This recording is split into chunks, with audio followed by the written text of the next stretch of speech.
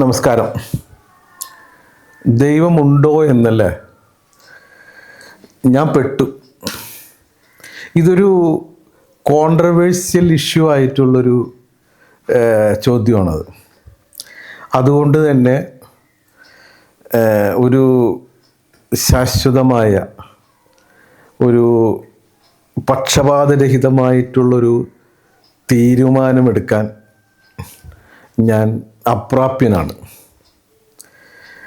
നമുക്ക് ഇതിന് രണ്ട് ദൈവമുണ്ട് എന്ന് പറയുന്ന ബഹുഭൂരിപക്ഷം ആളുകളുടെ അഭിപ്രായം എടുക്കുക, ദൈവത്തിൻ്റെ നിലനിൽപ്പിൽ വിശ്വസിക്കുന്നില്ല എന്ന് പറയുന്ന ഒരു ന്യൂനപക്ഷം ജനങ്ങളുടെ അഭിപ്രായം എടുക്കുക. ഇത് ഏഷ്യൻ രാജ്യങ്ങളിലാണ് ഇങ്ങനെ, പക്ഷേ സ്കാൻഡിനേവിയൻ രാജ്യങ്ങളിൽ തിരിച്ചാണ്. വളരെ ന്യൂനപക്ഷം വിഭാഗമാണ് ദൈവമുണ്ട് എന്ന് പറയുന്ന ആളുകളുള്ളൂ. പക്ഷേ നമുക്ക് ഈ ഇവിടുത്തെ ഒരു കോണ്ടെക്സ്റ്റിൽ പറഞ്ഞാൽ രണ്ട് പക്ഷമുണ്ട് ഇക്കാര്യത്തിൽ. ഒരു നാസ്തിക പക്ഷവും ഒരു ആസ്തിക പക്ഷവും.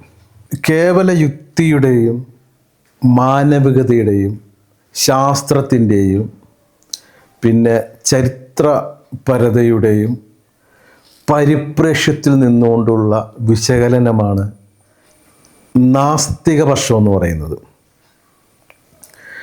ഇതിന് ഘടകവിരുദ്ധമായിട്ട്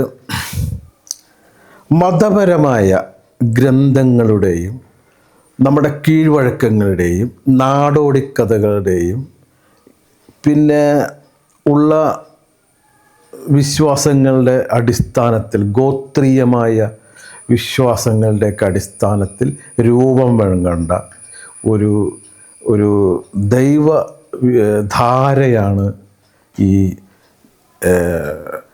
ആസ്തിക പക്ഷം എന്ന് പറയുന്നത്. ഇത് ദൈവത്തിൻ്റെ നിലനിൽപ്പ് മതപരമായിട്ടുള്ള പ്രാമാണിക ഗ്രന്ഥങ്ങളിൽ അധിഷ്ഠിതമാണ്. അപ്പോൾ നമുക്ക് കുറേ കൂടി പ്രായോഗികമായിട്ട് പറഞ്ഞാൽ ദൈവം ഉണ്ടാകുന്നതാണ് എല്ലാം കൊണ്ടും നല്ലത്. അതെന്തുകൊണ്ടാണെന്ന് പറഞ്ഞാൽ അതിന് രണ്ട് വശമുണ്ട്. ഒന്നൊരു സൈക്കോളജിക്കൽ വശമുണ്ട്, ഒന്നൊരു ഇക്കണോമിക്കൽ വശമുണ്ട്.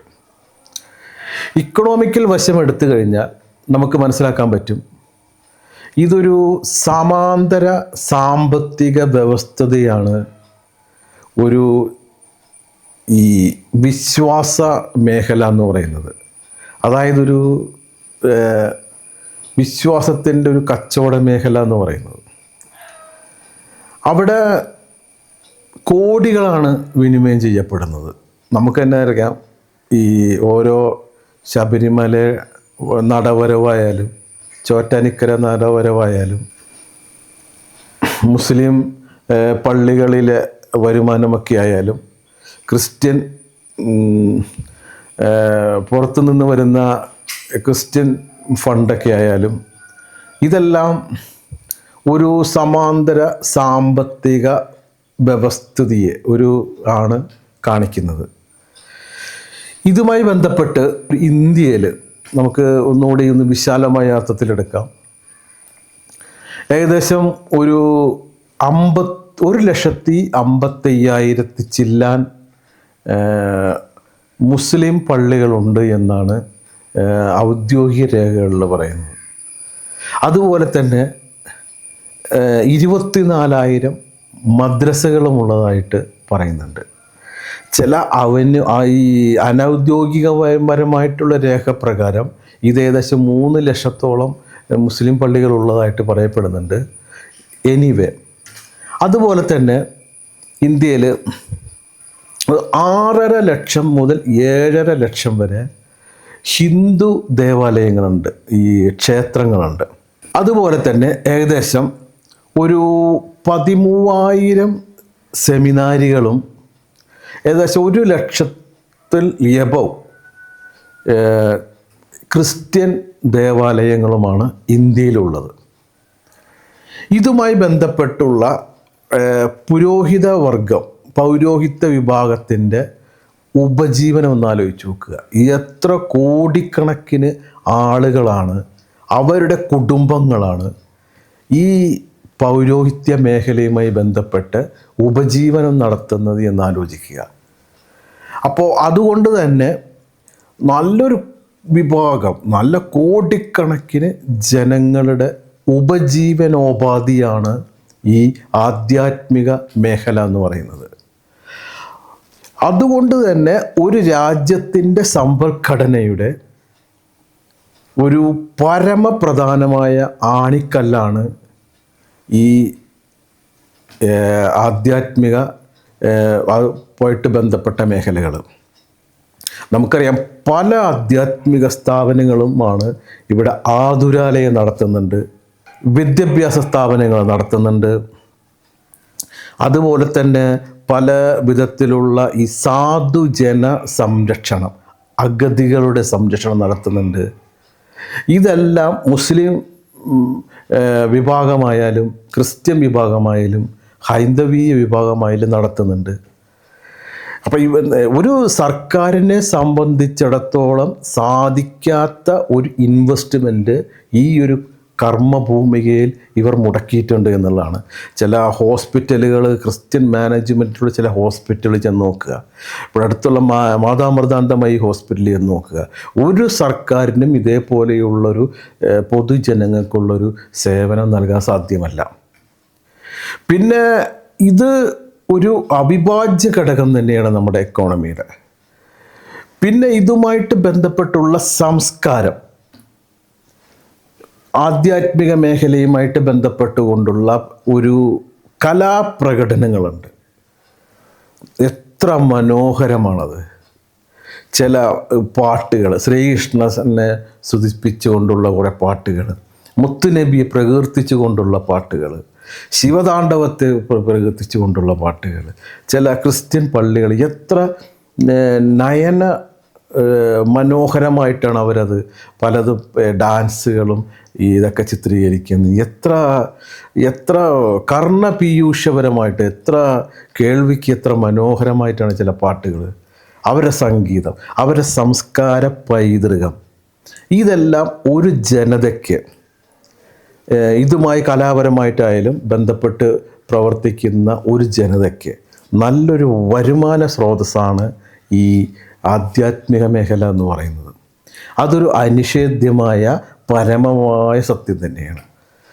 ഒരു സർക്കാരിന് കൊടുക്കാൻ സാധിക്കാത്ത വിധം അത്ര നല്ലൊരു മെച്ചപ്പെട്ട സാമൂഹിക സേവനവും അതുപോലെ തന്നെ സാമ്പത്തിക സുരക്ഷിതത്വവും നൽകാൻ ഈ ആധ്യാത്മിക മേഖലയ്ക്ക് സാധ്യമാകുന്നു എന്നുണ്ടെങ്കിൽ ആ ആധ്യാത്മിക മേഖല തീർച്ചയായും ഒരു അനിഷേധ്യമായ ഒരു പരമസത്യം തന്നെയാണ്.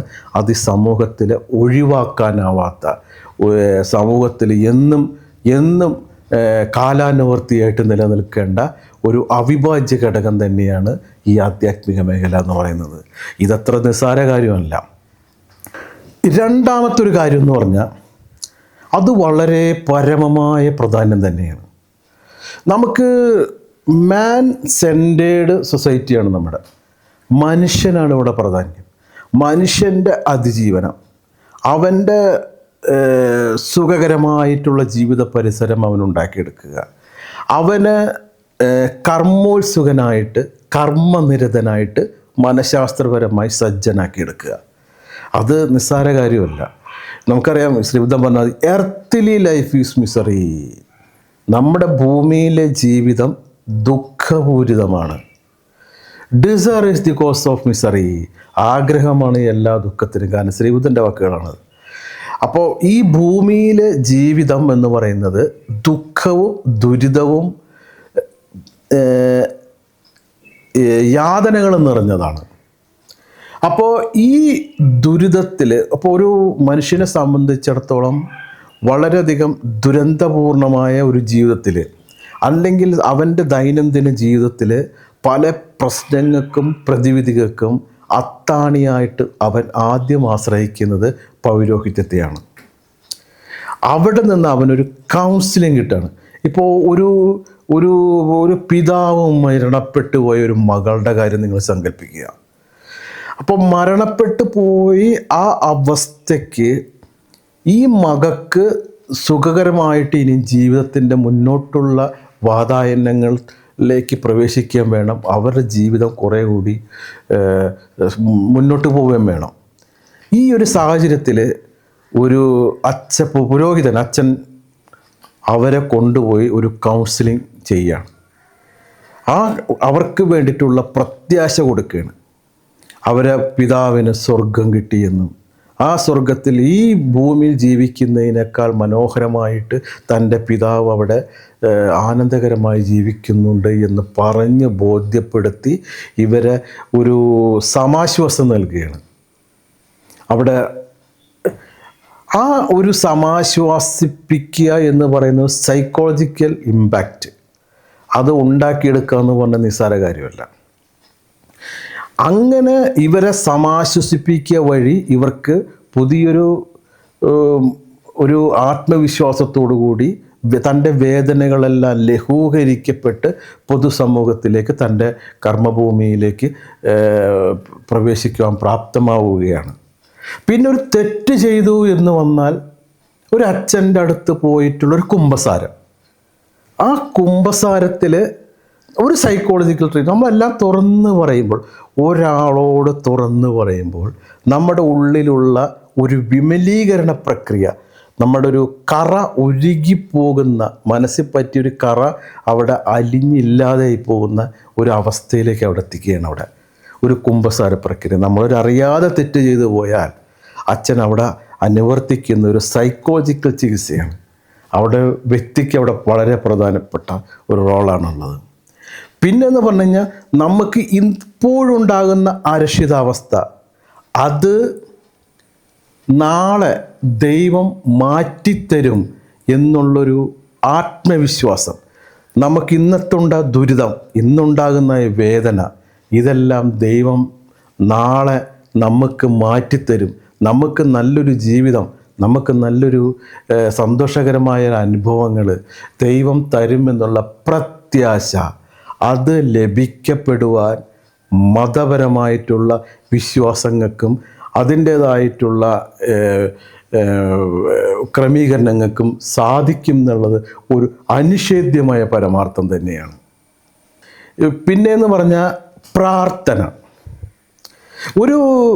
നമ്മളൊരു പള്ളിക്കകത്ത് അല്ലെങ്കിൽ ഒരു ചർച്ചിനകത്ത് കയറി പ്രാർത്ഥിച്ച് പുറത്തേക്ക് ഇറങ്ങുമ്പോൾ നമുക്ക് കിട്ടുന്നൊരു ആനന്ദമുണ്ട്. ഒരു സെറട്ടോണിക് പ്രവർത്തനം, സെറട്ടോണിക് മസ്തിഷ്കത്തെ പ്രവർത്തിപ്പിക്കുമ്പോൾ കിട്ടുന്നൊരു അവിടെ നിന്ന് പള്ളിപ്പാട്ടൊക്കെ പാടുന്നു, കുറേ ദൈവത്തേക്ക് ഇങ്ങനെ വിളിക്കുന്നു, കുറേ കൈകൊട്ടി ഒക്കെ വിളിക്കുന്നു, ഒരു ആനന്ദം, ഒരു ഗ്രൂപ്പിനകത്ത് നിന്നുകൊണ്ട് ആനന്ദത്തോടു കൂടി ഇങ്ങനെ പാട്ടുകളിലും പാടി ദൈവത്തെ പ്രാർത്ഥിച്ചും ദൈവത്തെ പ്രകീർത്തിച്ചും ഒക്കെ മുന്നോട്ട് പോകുമ്പോൾ നമുക്ക് കിട്ടുന്നൊരു സമൂഹത്തിൻ്റെ ഉള്ളിൽ നിന്ന് കിട്ടുന്നൊരു ആനന്ദമുണ്ട്. അതിന് പൗരോഹിത്യം ആവശ്യമാണ്. പിന്നെയെന്ന് പറഞ്ഞാൽ ചില മൂല്യങ്ങൾ ഉറയ്ക്കാൻ സത്യനിഷ്ഠ, ലളിത ജീവിതം, വിനയം, വിശുദ്ധി, ജ്ഞാനവും എന്ന് തുടങ്ങുന്നതായിട്ടുള്ള കുറേ ലളിത നമ്മുടെ ഈ മൂല്യങ്ങളുണ്ട്, വാല്യൂസ്. ഇപ്പം നഷ്ടപ്പെട്ടു പോകുന്ന, ഇപ്പം മൂല്യച്യുതിയുടെ കാലമാണ്. ചില മൂല്യങ്ങളുണ്ട്. രക്ഷിതാക്കന്മാരെ കാണിക്കേണ്ട മര്യാദകൾ, അവരെ ബഹുമാനിക്കുക, പ്രവാചകൻ ഇന്ന പ്രകാരം ചെയ്തു, അല്ലെങ്കിൽ കൃഷ്ണൻ ഇങ്ങനെയാണ് ചെയ്തത്, അതുകൊണ്ട് അവരെ നമ്മൾ മാതൃകയാക്കണം അതെന്ന് പറയുന്ന, നീ നിന്നെപ്പോലെ തന്നെ നീ നിൻ്റെ അയൽക്കാരനെ സ്നേഹിക്കുക, ഒരുവൻ എങ്ങനെ പെരുമാറണമെന്ന് നീ ആഗ്രഹിക്കുന്നുവോ നീ അതുപോലെ നീ അവനോട് പെരുമാറുക എന്നൊക്കെ പറയുന്ന ചില മൂല്യങ്ങളുണ്ട്. മൂല്യങ്ങൾ കൾട്ടിവേറ്റ് ചെയ്യപ്പെടുന്ന ഒരു കൗമാരപ്രായമുണ്ട്. ഈ പ്രായത്ത് ഇത്തരം മൂല്യങ്ങൾ ഒരു വ്യക്തിയിൽ രൂഢമൂലമാക്കിയെടുത്ത് അയാളിലെ വിമലീകരിപ്പിച്ച് അയാളുടെ മനസ്സിനെയും അയാളുടെ ചിന്തകളെയും അയാളുടെ വികാരങ്ങളെയും എല്ലാം കടിഞ്ഞാണിട്ട് നല്ലൊരു മൂല്യങ്ങൾ ഉറപ്പിച്ച് വളർത്തിയെടുക്കുവാൻ മതം വളരെയധികം നല്ലതാണ്. അതുപോലെ തന്നെ നമ്മൾ പാഠങ്ങളിലൊക്കെ പഠിക്കുന്നത് ഈ മഹാത്മജിയുടെ പല നന്മകളൊക്കെ നമ്മൾ പ്രക്രിയയിൽ നമ്മൾ പഠിക്കുന്നുണ്ട്. അതിൻ്റെ കാരണം ഇതൊക്കെ തന്നെയാണ്. വാല്യൂ കൾട്ടിവേഷൻ, മൂല്യങ്ങളെ ഉറപ്പിച്ച് വളർത്തിയെടുക്കുക. ഇതിന് മതപരമായിട്ടുള്ള ചിട്ടവട്ടങ്ങൾക്ക് വളരെ അനിവാര്യമാണ്.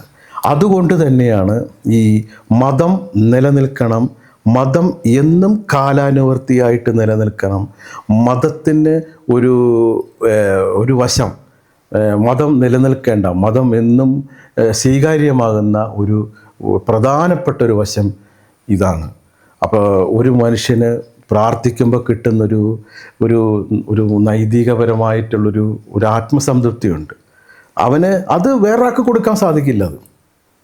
അത് പ്രാർത്ഥനയിൽ നിന്ന് കിട്ടുന്ന അവനൊരു മനസ്സിൻ്റെ ഒരു ധൈര്യം, ഒരു ആത്മവിശ്വാസം, ഒരു പ്രേരണ, മുന്നോട്ടുള്ള ജീവിതം കൊണ്ടുപോകാനുള്ളൊരു പ്രേരണ, ഇതെല്ലാം കിട്ടുമ്പോൾ അത് വലിയൊരു കാര്യമാണത്. അത് നമുക്ക് എത്ര കണ്ടും പ്രകീർത്തിക്കപ്പെടാവുന്നൊരു കാര്യം തന്നെയാണ്. അതുകൊണ്ടാണ് മതത്തിൻ്റെ ഒരു അനിവാര്യ ഘട്ടത്തെ ഒരു ആവശ്യകത എന്ന് പറയുന്നത്. പക്ഷേ കാലം പോകുന്തോറും നമുക്ക് ചില മാറ്റങ്ങൾ മനുഷ്യരിലുണ്ടാവും. പല കാര്യങ്ങളും നമ്മൾ പ്രാർത്ഥിക്കുമ്പോൾ അത് കിട്ടണമെന്നില്ല. നമ്മൾ പല ജീവിതത്തിൻ്റെയും ആകസ്മികതകളിലൂടെ പോകുമ്പോൾ നമുക്ക് പല സന്ദേഹങ്ങളുണ്ടാവും. അത് പ്രായം കൂടി അങ്ങോട്ട് വിദ്യാഭ്യാസം കൊണ്ടും കർമ്മ പരിചയം കൊണ്ടെല്ലാം നമ്മൾ മുന്നോട്ട് പോകുമ്പോൾ നമുക്ക് പല സന്ദേഹങ്ങൾ ഈ ഉടലെടുക്കും. അവിടെയാണ് നമ്മുടെ നാസ്തിക ചിന്ത വരുന്നത്. അതായത് നാസ്തികവാദം എന്ന് പറഞ്ഞാൽ നമുക്ക് തന്നെ അറിയാം, ഭാരതീയ ദർശനം തന്നെ ബഹുഭൂരിഭാഗവും, സിംഹഭാഗവും നാസ്തികമാണ്. ചർവാക ദർശനം, കപില ദർശനം, സാഖ്യദർശനം, ബുദ്ധദർശനം, പിന്നെ ജൈന ദർശനം, പിന്നെ ഇങ്ങനെ ഇത് തുടങ്ങുന്ന എല്ലാം തന്നെ നാസ്തിക വാദത്തിലൂന്നിക്കൊണ്ടാണ്. അവിടെ ദൈവാസ്തിത്വത്തിന് നിലനിൽപ്പില്ല. പക്ഷേ വൈദേശിക മതങ്ങളായിട്ടുള്ള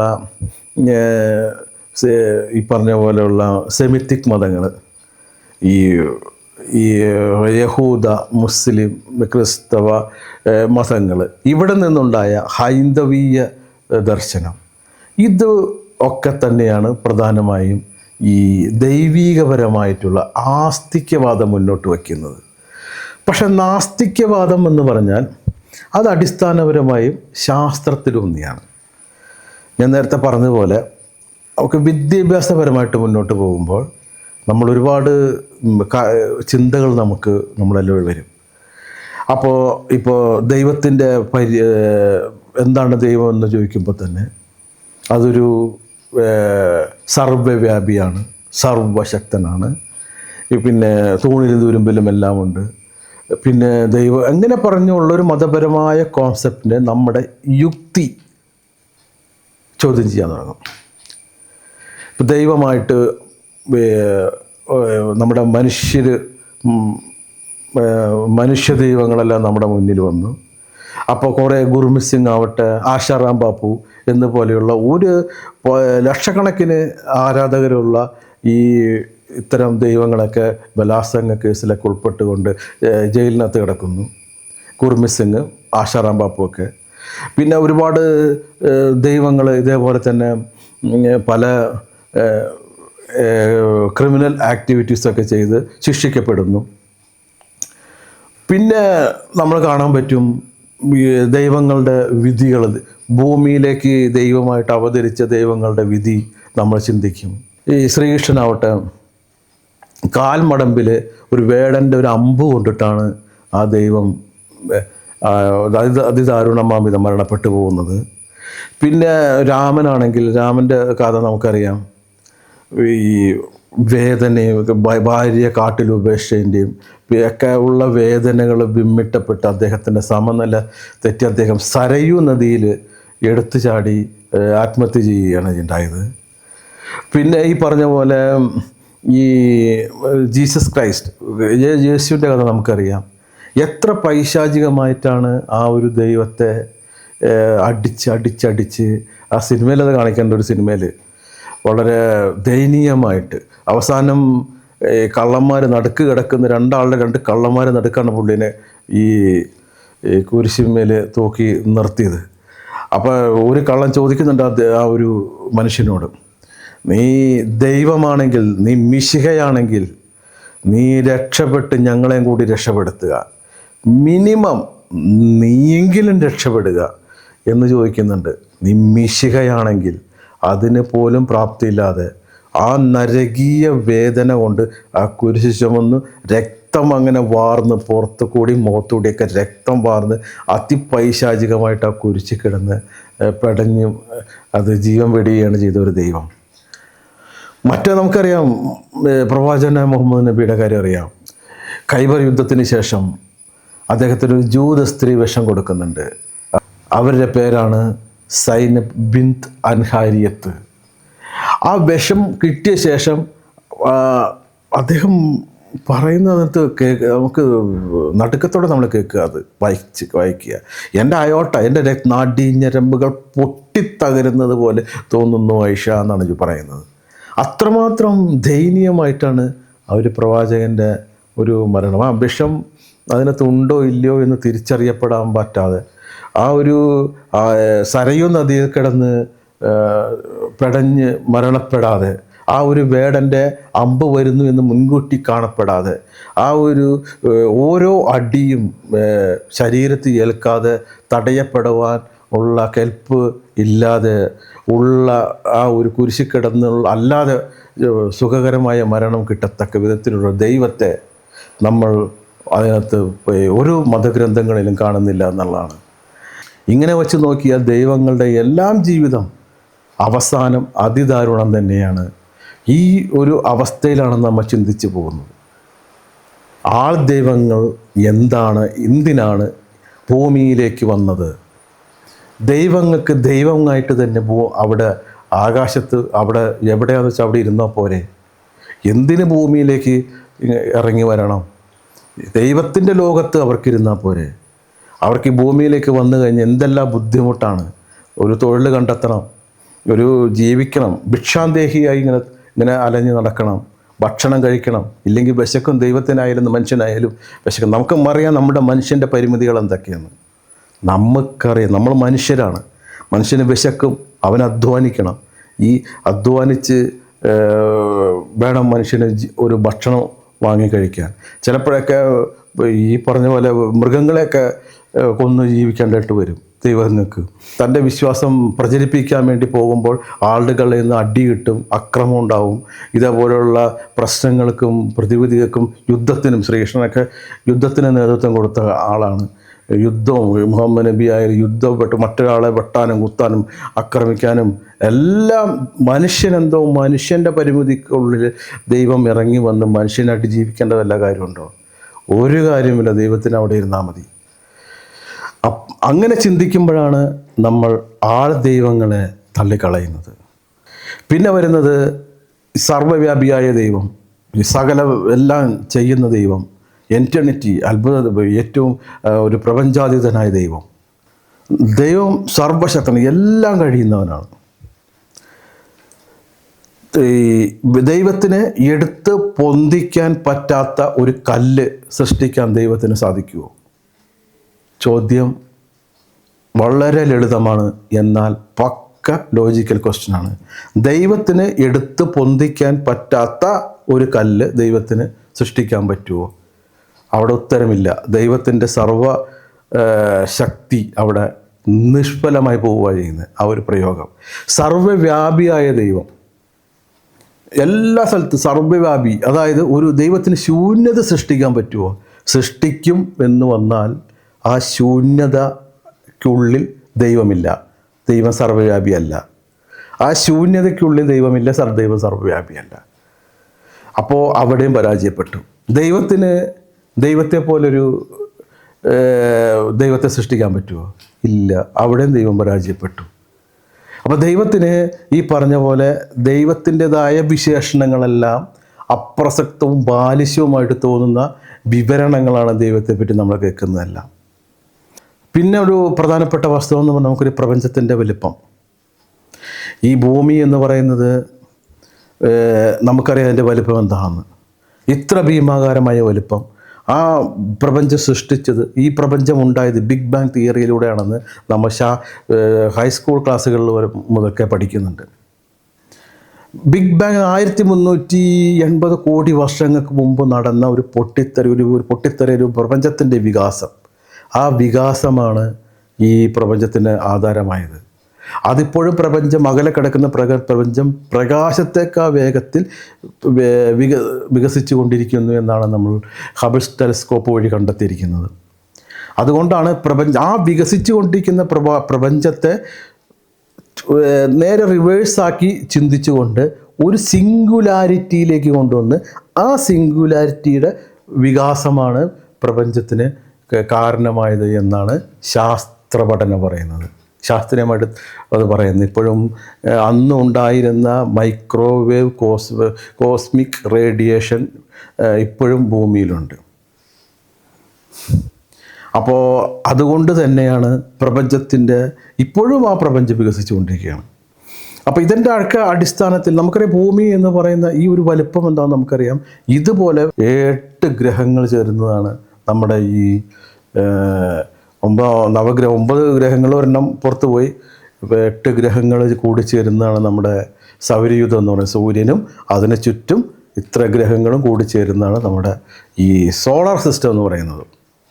ഈ സോളാർ സിസ്റ്റത്തിലെ പ്രധാനപ്പെട്ട കണ്ണി എന്ന് പറയുന്നത് അതിൽ ഹാബിറ്റബിൾ സോൺ, ഭൂമി ഹാബിറ്റബിൾ സോണിൽ സൂര്യനിൽ നിന്നും ഒരു പ്രത്യേക തരം അകലത്തിൽ ഒരു നിശ്ചിത നിൽക്കുന്നത് കൊണ്ട് ഇവിടെ ജീവന് ഉണ്ടാകാനുള്ള സാഹചര്യം ഉണ്ടായെന്ന് മാത്രം. പക്ഷേ ഈ സൂര്യനെ കൂടാതെ അടുത്തൊരു നക്ഷത്രമുണ്ട്. സൂര്യൻ കഴിഞ്ഞാൽ നമുക്ക് അടുത്ത നക്ഷത്രം, അതായത് പ്രോക്സിമ സെഞ്ചുറിയിലേക്ക് ഇപ്പോൾ നമ്മൾ പുറപ്പെട്ട സൂര്യൻ കഴിഞ്ഞ അടുത്ത നക്ഷത്രം. ഇപ്പോൾ നമ്മുടെ സാധ്യമായ, അതായത് വോയേജറിൻ്റെയൊക്കെ വേഗതയിൽ പുറപ്പെട്ടാൽ, മനുഷ്യൻ അത്രയും വേഗതയിൽ അവിടെ എത്താൻ സാധിച്ചാൽ 70,000 വർഷം വേണം ഈ സൂര്യൻ കഴിഞ്ഞ അടുത്ത നക്ഷത്രത്തിലേക്ക് അവിടെ എത്തണമെങ്കിൽ. സൂര്യൻ അടുത്ത നക്ഷത്രം. ഈ സൂര്യനും ഈ ഇത്രമേൽ അകലെ കിടക്കുന്ന പ്രോക്സിമ സെഞ്ചുറിയും തുടങ്ങിയ 20,000 കോടി നക്ഷത്രങ്ങൾ ഉൾക്കൊള്ളുന്നതാണ് നമ്മുടെ മിൽക്കി വേ എന്ന് പറയുന്ന ഗാലക്സി എന്ന് പറയുന്നത്. നമ്മുടെ മിൽക്കി വേ ഗാലക്സി, ആകാശഗംഗ എന്ന് പറയുന്ന ഗാലക്സി, നക്ഷത്രങ്ങളുടെ കൂട്ടം. ഈ 20,000 കോടി നമ്മൾ എണ്ണാൻ ശ്രമിച്ചാൽ 1 കോടി 1, 2, 3, 18, 1,10,10,10,10,10 എന്ന് പറഞ്ഞാൽ എണ്ണാൻ ശ്രമിച്ചാൽ 1 കോടി എണ്ണിത്തീരണമെങ്കിൽ 3 മാസവും 16 ദിവസവും വേണം. വേണമെങ്കിൽ എണ്ണി നോക്കിക്കോ, 3 മാസവും 16 ദിവസവും വേണം. ഇത്രമേൽ 20,000 കോടിയാണ് നമ്മുടെ ഈ മിൽക്കി വേ ഗാലക്സിയുടെ നക്ഷത്രം. ഇതിനകത്തുള്ള ഈ പ്ലാനറ്റുകളുടെ കാര്യം നമ്മൾ മാറ്റി നിർത്തുകയാണ്, നക്ഷത്രങ്ങൾ മാത്രം എടുക്കുന്നു.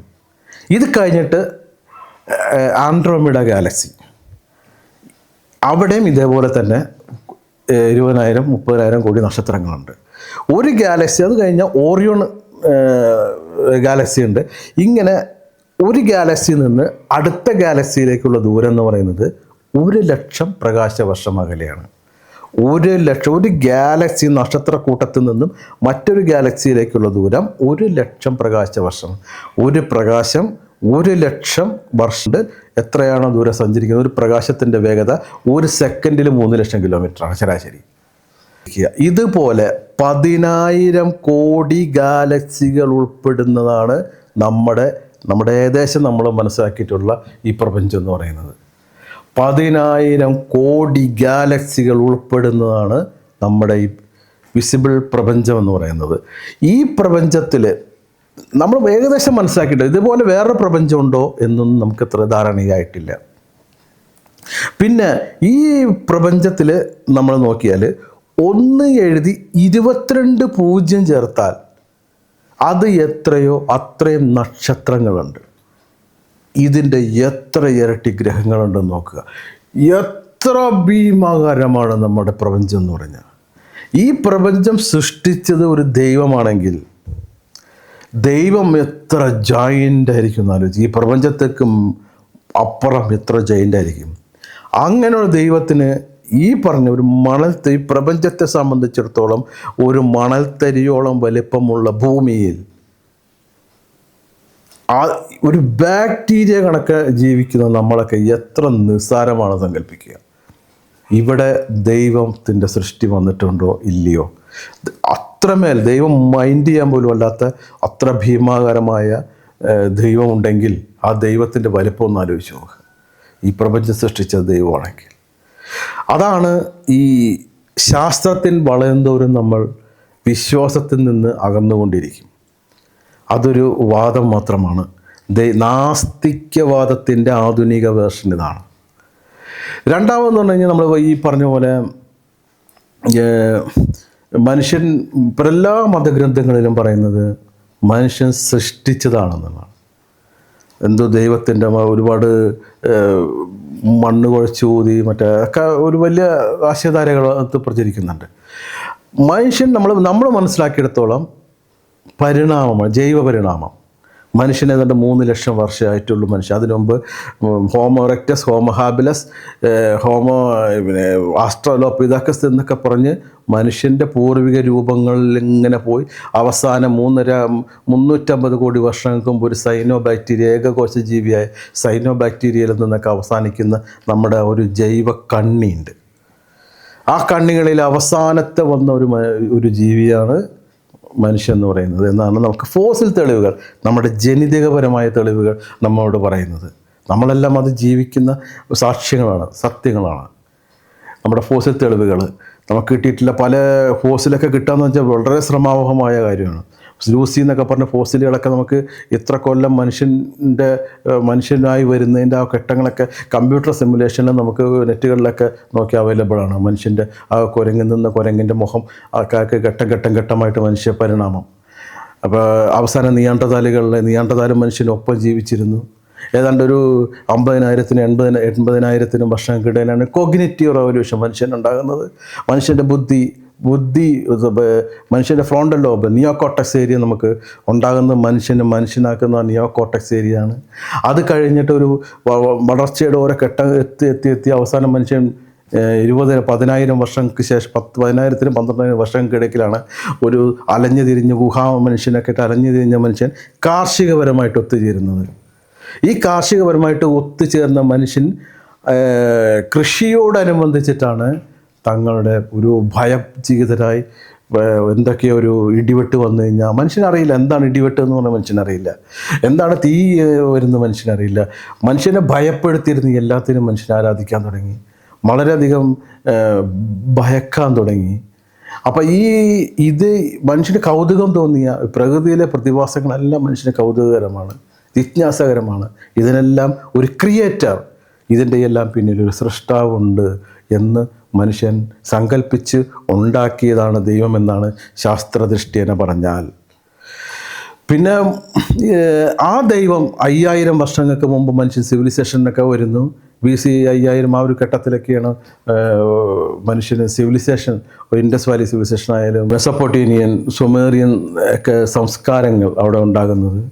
പിന്നെ അപ്പോഴാണ് ഗ്രീക്ക് ദൈവങ്ങളൊക്കെയാണ് അഥീന, അപ്പോളോ ദേവൻ, സിയൂസ് ദേവൻ, ഇങ്ങനെ പറഞ്ഞ ഒരുപാട് ദൈവങ്ങൾ മൺമറഞ്ഞു പോയിട്ടുണ്ട്. ഈ മൺമറഞ്ഞു പോയ ദൈവത്തിൻ്റെ സ്ഥാനത്ത് അഭിനവ ദൈവങ്ങൾ അവിടെ ഉയർക്കൊണ്ടു എന്നുള്ളതാണ്. അങ്ങനെ ഇപ്പം നമുക്കറിയാം, ഈ പറഞ്ഞ പോലെ ഇന്ദ്രനെ ആരും ആരാധിക്കുന്നില്ല. ഈ ഋഗ്വേദം മുഴുവൻ ഇന്ദ്ര ആരാധനയാണ് പറയുന്നത്. അപ്പോൾ തലസ്ഥാനത്ത് ഉയർന്നു വന്ന പുതിയ ദൈവങ്ങളാണ് കൃഷ്ണനും ത്രിമൂർത്തി സങ്കല്പങ്ങളെല്ലാം. അതുപോലെ ഇങ്ങനെ കാലം ചെല്ലും തോറും ദൈവത്തിൻ്റെ രൂപഭേദങ്ങളും ഭാവങ്ങളും എല്ലാം മാറി ഒരു പ്രത്യേക ഘട്ടത്തിലേക്ക് ഇപ്പോൾ ദൈവങ്ങൾ വരെ നമ്മുടെ മുന്നിൽ പരിണമിച്ചുണ്ടായതാണെന്നുള്ളതാണ്. ഇപ്പോൾ ദ്രാവീഡിയൻ ദൈവങ്ങൾ, ചാത്തയനായാലും മറുതയായാലും ഇങ്ങനെ ഒരു 100ൽ പരം ദ്രവീഡിയൻ ദൈവങ്ങളുണ്ട്. അതൊന്നും ഇപ്പോൾ ആരും ആരാധിക്കുന്നില്ല. ഇപ്പോൾ കൊടുങ്ങല്ലൂർ ക്ഷേത്രത്തിൻ്റെ കേസ്, അവിടെ ആ ദേവി വസൂരി എല്ലാ വീടുകളിലും കുട്ടയിലാക്കി ഇങ്ങനെ കൊണ്ടു നടന്ന് ഇങ്ങനെ എറിയുന്നൊരു കഥ നമുക്ക് പഴയ ആളുകൾ പറഞ്ഞു കേൾക്കാറുണ്ട്. ഇപ്പോൾ വസൂരിക്കെതിരെ റഗ്നർ അലൻ പ്രതിരോധ വാക്സിൻ കണ്ടുപിടിച്ചോടി ഇപ്പോൾ ആ കഥ ആരൊന്നും പറയുന്നില്ല. പിന്നെ കാലൻ്റെ കഥ നമ്മളിൽ നിന്ന് നിർവീര്യമായിപ്പോയി. യക്ഷിക്കഥകളെല്ലാം നിർവീര്യമായിപ്പോയി. ഇപ്പോൾ ഇത്തരം കഥകളിലൂടെ ഒക്കെ നമുക്ക് മുന്നോട്ട് പോകാൻ പറ്റില്ല. അപ്പോൾ നമ്മൾ പുതിയ കാലത്ത് പുതിയ ചിന്തകളുമായിട്ട് നമ്മൾ മുന്നോട്ട് പോകാൻ തുടങ്ങി എന്നുള്ളതാണ്. അപ്പോൾ ഇതാണ് ഈ ആധുനികപരമായ ഒരു നാസ്തിക പരിപ്രേക്ഷ്യത്തിൻ്റെ ഒരു വശം എന്ന് പറയുന്നത്. പിന്നെ ദൈവം നമ്മൾ പുസ്തകങ്ങളൊക്കെ വായിച്ച് നോക്കുമ്പോൾ കരുണാർദ്രമായ ദൈവം, എത്ര കരുണാമയമായ ദൈവത്തെയാണ് മതഗ്രന്ഥങ്ങൾ അവതരിപ്പിക്കുന്നത്. ഒരു ജീവി ഒരു ഒരു ഒരു ഒരു സിംഹം ഒരു മാനിനെ പിടിച്ചു തിന്നാൻ വേണ്ടിയിട്ട് ഓടിക്കുകയാണ്. അതാ സിംഹം ദൈവം ഉണ്ടെങ്കിൽ, സിംഹം ദൈവവിശ്വാസിയാണെങ്കിൽ സിംഹം ഒരു സൂപ്പർ സിംഹത്തിൻ്റെ ദൈവം എന്ന് പറഞ്ഞാൽ സൂപ്പർ സിംഹമായിരിക്കും, പോത്തിൻ്റെ ദൈവം എന്ന് സൂപ്പർ പോത്തായിരിക്കും. അപ്പോൾ ദൈവത്തോട് പ്രാർത്ഥിക്കുകയാണ്, ദൈവമേ നീ ഞാൻ കുറേ ദിവസമായി ഭക്ഷണം കഴിച്ചിട്ട് ഒരു മാസം എനിക്ക് ഭക്ഷണം കിട്ടിയിട്ട് എനിക്ക് വിശക്കുന്നു, എനിക്ക് ഈ മാനിനെ ഭക്ഷണമായിട്ട് കിട്ടിയേ പറ്റൂ, എന്നേക്ക് നീ മാനിനെ ഭക്ഷണമാക്കി തരണേ എന്ന് സിംഹം പ്രാർത്ഥിക്കുന്നു. ഒപ്പം തന്നെ മാനും പ്രാർത്ഥിക്കുന്നു ദൈവത്തോട്, എൻ്റെ ദൈവമേ ഞാൻ പ്രസവിച്ചിരിക്കുകയാണ്, എൻ്റെ കുഞ്ഞുണ്ട്, അതിൻ്റെ അടുത്ത് പോയി എനിക്ക് മുല കൊടുക്കണം, എനിക്കതിനെ ഊട്ടണം, അതിനെ വളർത്തണം, എനിക്ക് സിംഹത്തിൻ്റെ ഭക്ഷണമായിട്ട് മാറാൻ പറ്റില്ല, എന്നെ നരയിപ്പിക്കരുത്, എൻ്റെ ശരീരത്തെ നീ കാക്കണമെന്നത് മാൻ പ്രാർത്ഥിക്കുന്നു. ദൈവം പെട്ടോ ഇല്ലയോ? ആരുടെ കൂടെ ദൈവം ഇരിക്കും? 10 ദിവസമായിട്ട് ഭക്ഷണം കിട്ടാതെ വിശന്നിരിക്കുന്ന സിംഹത്തിൻ്റെ കൂടെ നിൽക്കുമോ, അതോ കുഞ്ഞിനെ മുലയൂട്ടി വളർത്തേണ്ട ഈ മാനിൻ്റെ കൂടെ ദൈവം നിൽക്കുമോ? എത്ര പെട്ടുപോയ കരുണാർദ്രമായ ഈ ഒരു ജീവിയെ കൊന്ന് മറ്റൊരു ജീവി ഭക്ഷിക്കുന്ന ആ ഭക്ഷണത്തിലൂടെ അതിജീവിച്ചു പോകുന്ന ഒരു ഭക്ഷ്യശൃംഖല ഉണ്ടാക്കിയ ദൈവം എത്ര കരുണാമയനായിരിക്കുമെന്ന് സങ്കല്പിച്ചു നോക്കുക. ഇതാണ് കരുണാമയനായ ദൈവത്തിൻ്റെ അവസ്ഥ എന്ന് പറയുന്നത്. പിന്നെ മതഗ്രന്ഥങ്ങളെ പറ്റിയൊന്നും നമ്മൾ വായിച്ചാൽ തന്നെ അതിൻ്റെ വിമർശനങ്ങളൊക്കെ അതിൽ നിന്ന് തന്നെ കിട്ടും. നമുക്ക് ശാസ്ത്രീയപരമായിട്ട് സയൻസ്വാദികൾ, അതായത് ആധുനികപരമായിട്ടുള്ള നാസ്തികവാദികൾ പറയുന്നത് ദൈവമുണ്ട്, പക്ഷെ മനുഷ്യൻ്റെ മസ്തിഷ്കത്തിന് വെളിയിൽ അതിന് നിലനിൽപ്പില്ല. 33 കോടി ദൈവങ്ങളുടെ വിളനിലമാണ് മനുഷ്യൻ്റെ ബ്രെയിൻ എന്ന് പറയുന്നത്. ഈ ബ്രെയിനിന് പുറത്ത് ഒരു ദൈവത്തിനും നിലനിൽപ്പില്ല എന്നാണ് നാസ്തികവാദികളുടെ പരിപ്രശ്യം എന്ന് പറയുന്നത്. മനുഷ്യൻ ഈ ദൈവങ്ങളെയെല്ലാം മനുഷ്യൻ്റെ ബ്രെയിനിൻ്റെ പ്രവർത്തനം നിന്നാൽ അവിടെ ആ മനുഷ്യൻ്റെ ദൈവം അവിടെ നിന്നു. ദൈവസങ്കല്പങ്ങളും ഈ ഫ്രോണ്ടൽ ലോബ്, ഈ നിയോകോർട്ടക്സ് ഏരിയ മനുഷ്യൻ എന്നുണ്ടായോ അന്നു മുതൽ മനുഷ്യൻ ഭാവനാപരമായിട്ടുള്ള കഥകൾ മെനയാൻ തുടങ്ങി. മനുഷ്യൻ അന്നു മുതൽക്കാണ് ദൈവത്തിൻ്റെ ഭാവനാപരമായ കഥകളുണ്ടാക്കി. ഈ കഥകളാണ് ഓരോ സമൂഹത്തെയും ഉണ്ടാക്കുന്നതും ഓരോ സമൂഹത്തെയും ഭിന്നിപ്പിച്ച് കൊണ്ടുപോകുന്നതും. ഈ നാസ്തികവാദികളെ സംബന്ധിച്ചിടത്തോളം ദൈവത്തിൻ്റെ നിലനിൽപ്പ് അവർ വിശ്വസിക്കുന്നില്ല, ദൈവത്തിൻ്റെ അസ്തിത്വം അവരത് അംഗീകരിക്കുന്നില്ല.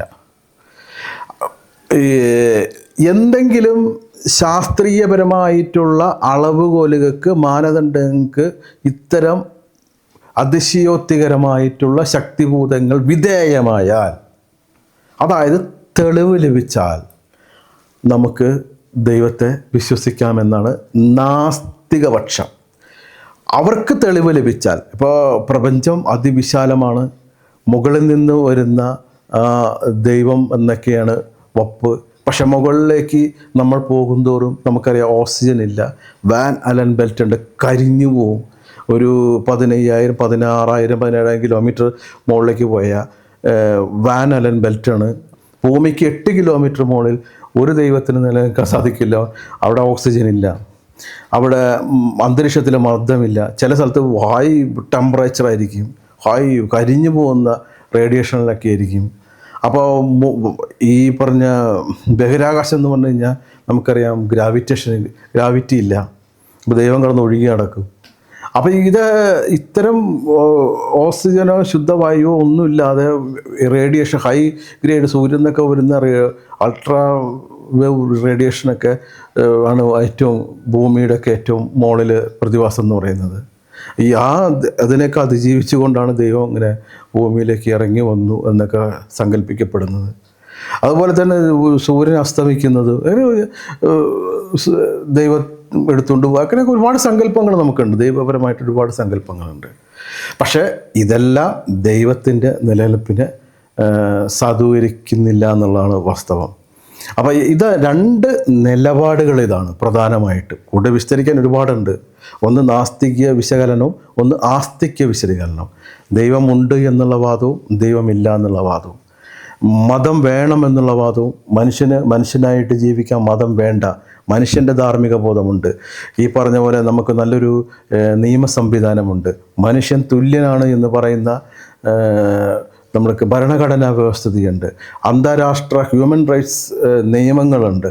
അപ്പോൾ ഇതിൻ്റെയൊക്കെ അടിസ്ഥാനത്തിൽ മനുഷ്യനെ തുല്യരായിട്ട്, മതം തുല്യരായിട്ട് കാണുന്നില്ല. ഈ മനുഷ്യനെ തുല്യമായിട്ട് കാണാനും മനുഷ്യന് സഹവർത്തിത്വപരമായിട്ട് ജീവിക്കാനും ഇവിടെ ദൈവം ഇറക്കി വിട്ട നിയമമല്ല വേണ്ടത്. 10 കൽപ്പനകൾ അതൊന്നുമല്ല. അതൊക്കെ മനുഷ്യൻ്റെ ഇപ്പോഴത്തെ സങ്കീർണമായ സാമൂഹ്യ സാഹചര്യങ്ങൾ പൂർത്തീകരിക്കപ്പെടുവാൻ എണ്ണമറ്റ അസംഖ്യ നിയമപുസ്തകങ്ങളാണ് മനുഷ്യന് വേണ്ടത്. അപ്പോൾ അത്തരം നിയമ സംവിധാനത്തിലൂടെയാണ് നമുക്ക് മതി എന്ന് പറയുന്ന ആസ്തിക്യവാദികൾ ഒരു വിഭാഗം. രണ്ട് വാദത്തിൻ്റെ പൊരുൾ നിങ്ങളുമായിട്ട് പ്രധാനമായിട്ട് ഞാൻ സന്നിവേശിപ്പിച്ചു കഴിഞ്ഞു. അപ്പോൾ ഈ പറഞ്ഞ പോലെ അന്ധവിശ്വാസങ്ങളും അനാചാരങ്ങളും അശാസ്ത്രീയപരമായിട്ടുള്ള നിലപാടുകളെ നമുക്ക് അംഗീകരിക്കാൻ പറ്റില്ല. എങ്കിലും മതം കൊണ്ട് വിമലീകരിക്കപ്പെട്ട ഒരു സമൂഹത്തിൻ്റെ ഭാഗമായിട്ട് ജീവിക്കാൻ തന്നെയാണ് ഞാൻ താല്പര്യപ്പെടുന്നത്. മതമാണ് മനുഷ്യന് ഒരു സംഘബോധം തരുന്നത്. നമുക്ക് എന്തെങ്കിലും പ്രശ്നങ്ങളോ പ്രതിവിധികളോ ഉണ്ടെങ്കിൽ നമുക്ക് ഓടിച്ചെന്ന ഈ മതപരമായിട്ട് പ്രവർത്തിക്കുന്ന ആളുകൾ നമുക്കെപ്പോഴും ഉണ്ടാവും. അവരാണ് നമ്മുടെ ഒരു ഐക്യം, നമ്മുടെ ഒരു സംസ്കാരം, നമ്മുടെ ഒരു പൈതൃകം എന്ന് പറയുന്നത്. അഭിമാനകരമായ ഒരു സംസ്കാരം നമുക്ക് നമ്മുടെ പൂർവികർക്ക് ഉത്തരം കൊടുത്തിരുന്നത്, അവരുടെ ജീവിത പ്രശ്നങ്ങൾക്ക്, ജീവിത പ്രതിസന്ധികൾക്ക് ഉത്തരം കൊടുത്തിരുന്നത് മതപരമായിട്ടുള്ള മതപുരോഹിതന്മാരുടെ നിലപാടുകളായിരുന്നു. അവർക്ക് നൽകിയ ഉത്തരമായിരുന്നു. അതുകൊണ്ട് തന്നെ ആ ഒരു പൈതൃകത്തെ നമുക്ക് അഭിമാനത്തോടുകൂടി നെഞ്ചിൽ ആവാഹിച്ചുകൊണ്ട് മുന്നോട്ട് പോകാം. ശാസ്ത്രത്തിന് ശാസ്ത്രത്തിൻ്റെ വഴി, നമുക്ക് മതത്തിന് മതത്തിൻ്റെ വഴി. നമുക്ക് രണ്ടും വേണം, ശാസ്ത്രവും വേണം, മതവും വേണം. നമ്മൾ ഉപയോഗിക്കുന്ന ക്യാമറ ആയാലും, നമ്മൾ ഉപയോഗിക്കുന്ന ഫോണായാലും, നമ്മൾ ഉപയോഗിക്കുന്ന പഠനങ്ങൾ മേഖലയായാലും, വാഹനങ്ങളായാലും, വിമാനമായാലും, ടെലിവിഷനായാലും, എന്തെല്ലാം എല്ലാം ശാസ്ത്രത്തിൻ്റെ ഉൽപ്പന്നങ്ങളാണ്. ശാസ്ത്രം വളരണം, ശാസ്ത്രത്തിലേക്ക് കൂടുതൽ കണ്ടെത്തലുകൾ ഉണ്ടാവണം. അതിന് മതം തടസ്സമുണ്ടാകരുത്. മതപരമായിട്ട് നമുക്ക് വ്യക്തി വിമലീകരണത്തിന്, വ്യക്തിപരമായിട്ടുള്ള ആ മനസ്സിൻ്റെ ആന്തോളനത്തിന് മതവും വേണം. മതപുരോഹിതന്മാർ നിൽക്കണം. അവരൊരു വലിയൊരു വിഭാഗമാണ്, നല്ലൊരു തൊഴിൽ പ്രസ്ഥാനമാണ് ഈ മതം എന്ന് പറഞ്ഞു കഴിഞ്ഞാൽ. രണ്ടും നമുക്ക് വേണം. രണ്ട് തലാസിലെ രണ്ട് വിശിഷ്ട വസ്തുക്കളായിട്ട്, രണ്ട് തട്ടിൽ തൂങ്ങി നിൽക്കുന്ന വിശിഷ്ട വസ്തുക്കളായിട്ട് നമുക്കിവയെ ഒന്നായിട്ട് തന്നെ നമുക്ക് സ്വീകരിക്കാം. ഇതാണ് എൻ്റെ നിലപാടായിട്ട് ഞാൻ കൊണ്ടു നടക്കുന്നത്. ഇത്രയും പറഞ്ഞുകൊണ്ട് എൻ്റെ വാക്കുകൾ ഉപസംഹരിക്കുന്നു. നന്ദി, നമസ്കാരം.